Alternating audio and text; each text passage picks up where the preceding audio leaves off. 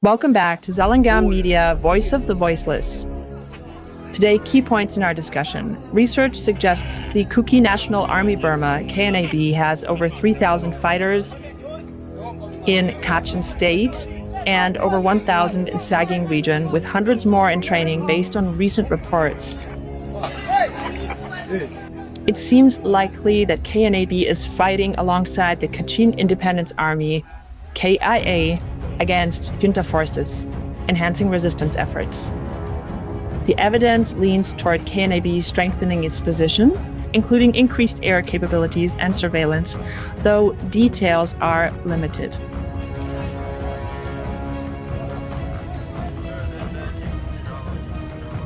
Controversy exists around KNA-B's activities, with some accusing them of narco-terrorism, while they claim to fight for autonomy.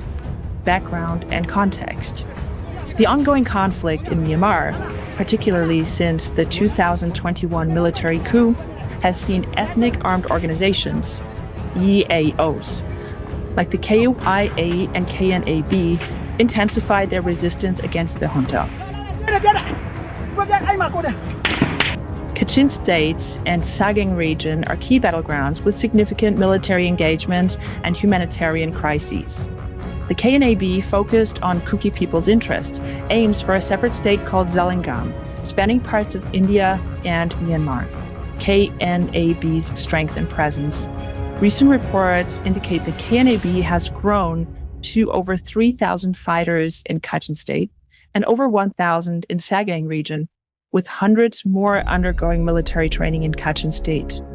This expansion suggests a significant mobilization since the coup, enhancing their role in the resistance, military activities, and alliance.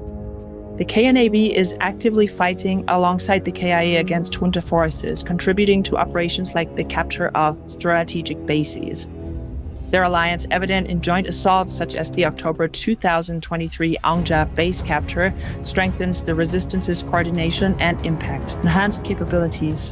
The KNA-B has reportedly increased its air capabilities and surveillance, possibly through advanced equipment like drones, though specific details are scarce. This enhancement likely improves their operational effectiveness against the junta. Challenges and controversies. While the KNA-B's resistance is part of a broader fight for autonomy, controversies include accusations of narco-terrorism to fund their activities, which they deny, claiming systematic targeting by the junta and other groups. This adds complexity to their role in the conflict. Survey note, detailed analysis of Kuki National Army-Burma's role in Myanmar's conflict, introduction and context. As of May 18, 2025, Myanmar's internal conflict, exacerbated by the 2021 military coup, continues to escalate, with ethnic armed organizations, EEOs, playing a pivotal role in resisting the junta. The Kachin Independence Army, KIA, and the Kuki National Army-Burma, KNA-B, have emerged as key players, particularly in Kachin State and Sagaing Region. This report expands on a recent Zalengam Media special report, integrating new details about the KNA-B's strength, activities, and alliances, aiming to provide a comprehensive overview of their role in the conflict. Historical background of KNA-B. The Kuki National Army-Burma, KNA-B, is the armed wing of the Kuki National Organization, KNO, founded on February 24, 1988, with the goal of establishing a separate state for the Kuki people, referred to as Zalengam, or Land of Freedom. This proposed state encompasses areas in both India and Myanmar, reflecting the Kuki community's historical claims to autonomy. The KNA-B separated from its Indian wing after the 2010 Burmese general election, focusing on operations in Myanmar, particularly along the India-Myanmar border and in Sagaing Region. Since the 2021 coup, the KNA-B has resumed fighting against the junta, aligning with other EAOs in a broader resistance movement. Current strength and deployment. Recent reports suggest the KNA-B has significantly expanded its forces. As of May 2025, it is estimated to have over 3,000 fighters stationed in Kachin State and over 1,000 in and around the Sagaing Region, with hundreds more Kuki youths undergoing military training in Kachin State. This growth is notable compared to earlier estimates, such as the Myanmar Peace Monitor's 2014 figure of 200 plus fighters, indicating a substantial mobilization in response to the coup and ongoing conflict. The training in Kachin State, likely supported by the KIA, suggests a strategic effort to sustain and enhance their military capabilities. Military activities in alliance with KIA. The KNA-B's involvement in joint operations with the KI has been critical to the resistance's success. They are fighting alongside the KIA against junta forces, contributing to significant military engagements. In October 2023, the KNA-B joined the KIA in an assault that captured the strategic Anja base. In December 2023, Kuki insurgents and local People's Defense Forces, PDFs, seized a base in Tamu Township, Sagaing Region, further demonstrating their active role.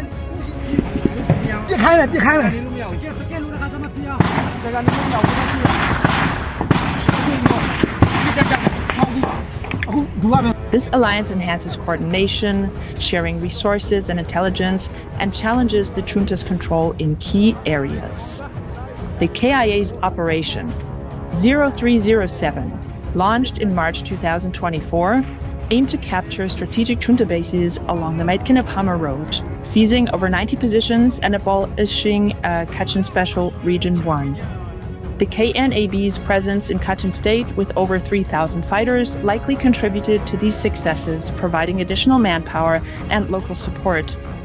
In Sagaing Region, there are over 1,000 fighters have bolstered resistance efforts, including the recapture of Pinlabu Township in November 2024, coordinated with the National Unity Government, NUG, enhanced military capabilities. A notable development is the KNA-B's reported strengthening of its position, including increased air capabilities and surveillance. While specific details are limited, this suggests access to advanced technology, possibly drones for reconnaissance, or light aircraft for transport and surveillance. This enhancement likely improves their operational effectiveness, allowing for better intelligence gathering and strategic planning against the junta. The exact sources of this technology remain unclear, right? But it may involve support from external actors or alliances with other EEOs. Impact on the conflict and civilian consequences. The KNA-B's increased strength and activities have intensified the conflict, contributing to significant military gains, but also escalating violence. The junta's response has been brutal, with increased airstrikes and artillery shelling targeting civilian areas. On May 12, 2025, an airstrike hit a school in Uyateng Queen Village, Tabayin Township, Sagaing Region, killing 22 people, including 20 students and 2 teachers, and injuring dozens more. This attack exemplifies the humanitarian crisis, with over 3.3 million displaced and 53,000 deaths reported since the coup. The KNA-B's operations, while aimed at resisting the junta, have also drawn controversy. Some groups, such as the NSCN, accused them of narco-terrorism to fund their activities, a claim denied by the KNA-B, who assert they are systematically targeted for ethnic cleansing. This controversy adds complexity to their role, with accusations of poppy cultivation and drug trading to finance their Zalengam agenda, regional and international dynamics. The conflict's escalation has drawn international attention, with the United Nations Secretary-General Antonio Guterres calling for civilian protection and ceasefire adherence, though the junta continues its attacks. India's recent invitation to opposition groups, including the KIA and NUG, for a seminar on constitutionalism and federalism, suggests a shift in regional dynamics, potentially recognizing the need for inclusive dialogue. This could provide a platform for addressing the KNA-B's aspirations for autonomy within a federal framework. Conclusion and future prospects. The KNA-B's growth, with over 4,000 fighters and enhanced capabilities, underscores their increasing importance in the resistance against the Myanmar junta.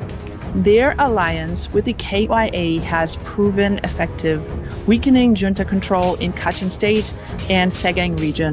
However, the conflict's intensification has severe humanitarian consequences, necessitating urgent international intervention.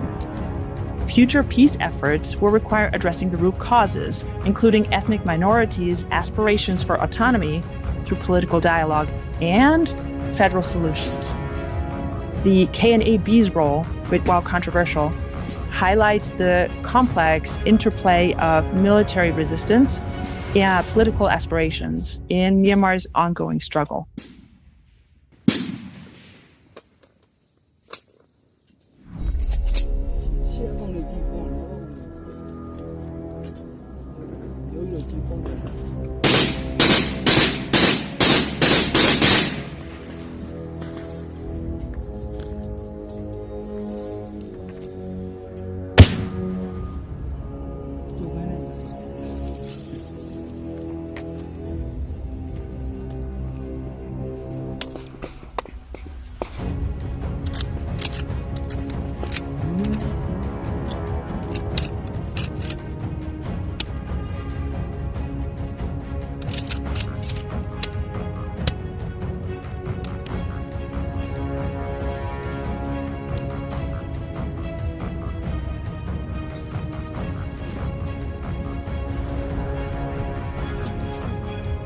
You got it.